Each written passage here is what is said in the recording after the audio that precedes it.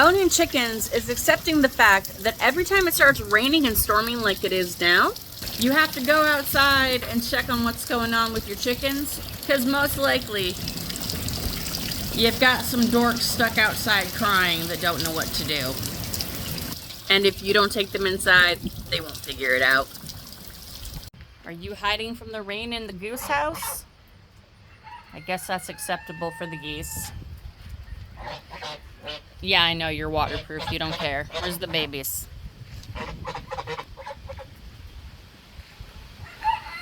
Before the rain comes back, hurry! Hurry! Come on, let's go. Let's go. Am I gonna have to pick you up? Come on. Come on. Let's go. Let's go. Let's keep going. Hurry! Hurry! It's getting windier. Hurry! No. I mean, this is at least undercover.